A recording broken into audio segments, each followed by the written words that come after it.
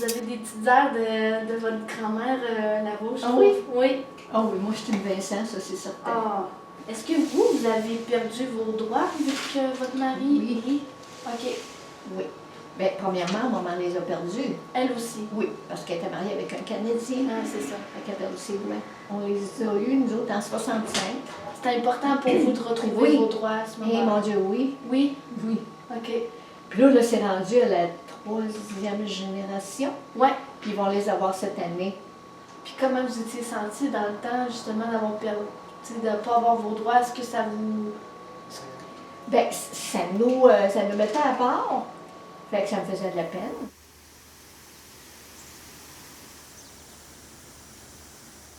Béatrice Yati, Wenda Tendi, Tayaton Tarihindare.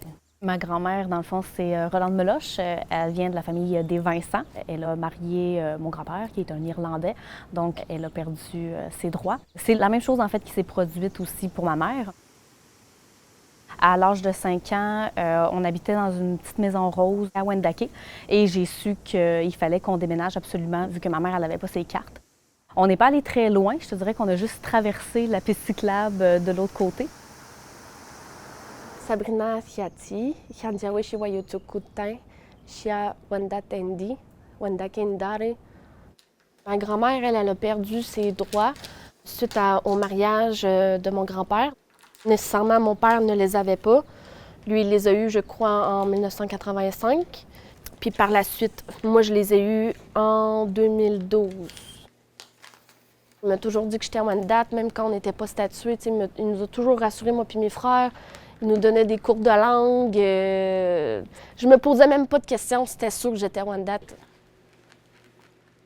À l'école primaire, ben, les enfants, ils recevaient, mettons, 20 $ par mois pour être sur les bancs d'école. Puis là, tu te dis, mais comment ça, moi, je le reçois pas?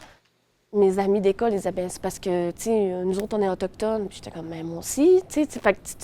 Mais, tu sais, ça arrêtait là, mon cheminement, versus le secondaire aussi, que là, ce que j'ai trouvé difficile, c'était plus que quand tu es statué, tu as accès à des services dans la communauté.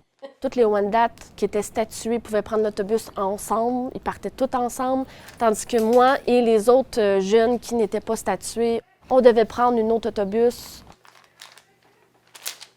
Quand tu es ado, ben, tu te poses des questions sur ton identité, mais encore davantage quand tu es une Première Nation. Puis là, ben, j'allais à l'école Roger-Comtois, puis là, les gens ils disent « Ah, les Autochtones, c'est tous des alcoolos, c'est tous des ci, des ça ». Fait que moi, j'avais un tempérament timide. Fait que moi, mon réflexe a été plutôt je vais me mettre dans ma bulle, puis je me suis cachée derrière ma peau blanche, carrément, de me dire, ben heureusement, moi, je ressemble pas, donc je vais pas le mentionner, tu sais. Puis c'était comme si c'était une honte des Québécoises aussi. Tu navigues entre deux mondes constamment. Je me suis retirée de m'impliquer dans la communauté. À 16 ans, au moment où j'étais au Power de Wendake, j'ai vu les danseurs, puis je me disais, il faut que je recommence, tu sais. Il faut que je recommence mon processus. Tu sais, ça venait vraiment me chercher. Fait que j'ai commencé à apprendre à perler. J'ai commencé à faire des souhaits, aller voir un psychologue, parce que quand tu veux guérir ces blessures-là, selon moi, il faut que tu te prennes en main autant d'un aspect physique, émotionnel, spirituel, puis mental.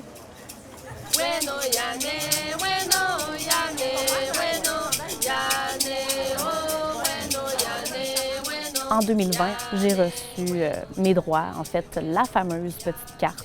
Je me suis dit, OK, j'ai des choses à apprendre, je dois m'impliquer dans la communauté, je dois rattraper le retard que ça m'a causé et essayer de le faire aussi pour ma grand-mère et pour ma mère. La première chose que j'ai voulu faire, ça a été tout de suite les cours de langue. J'ai même participé à des cours de danse, cours de perlage, pour apprendre ma culture et rattraper le temps perdu. Donc là, de pouvoir recevoir ces connaissances-là, ces liens-là aussi avec la communauté, en fait, que j'ai grandi juste à côté depuis autant d'années. C'est tellement riche, il y a tellement de belles choses à apprendre, des belles personnes à rencontrer. Des fois, on se demande, oui, tu as deux identités, mais tu n'as pas besoin de voyager dans deux mondes, tu peux être toi dans un tout. Tu remarqueras qu'un arc-en-ciel, ça a plusieurs couleurs, c'est beau. Je veux léguer ça à la future génération, dans le fond, qu'ils soient fiers eux autres aussi de qui ils sont. Sais-tu qu'est-ce qui est écrit dessus?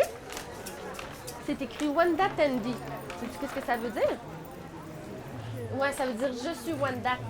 Que tu sois un membre hors communauté ou un membre sur communauté, t'es valide en tant que Wendat. Je pense aussi ça que c'est important de se le faire dire.